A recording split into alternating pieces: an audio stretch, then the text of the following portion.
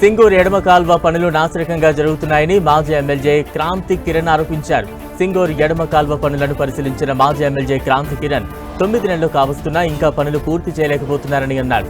ఇప్పటికే 100% కాలువ నిర్మాణం పూర్తి చేయకుండానే బిల్లులు పొందారని ఆయన ఆరోపించారు. త్వరగా పనులు పూర్తి చేయాలని ప్రభుత్వాన్ని డిమాండ్ చేశారు.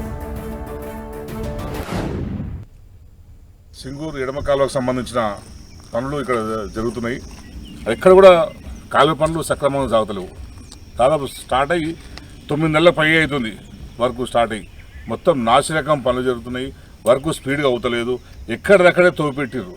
వర్షం నీరు నేను మొన్న చిన్నపడ్డ వర్షానికే మొత్తం వర్షం నీరు అంతా స్టాగ్నెట్ అయిపోయింది.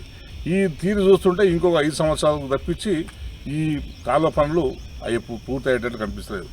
వీళ్ళ పనితీరు కనుక మెరుగుపరచుకోకపోతే, అధికారుల ఎప్పటికప్పుడు పర్యవేక్షణ లేకపోతే ఇంకో 5 ఏళ్ళైనా కూడా ఈ కాలువ పూర్తయ్యే పరిస్థితి లేదు. అందుకే మేము అధికారులను, మంత్రి గారిని డిమాండ్ చేస్తున్నాను. కాలువను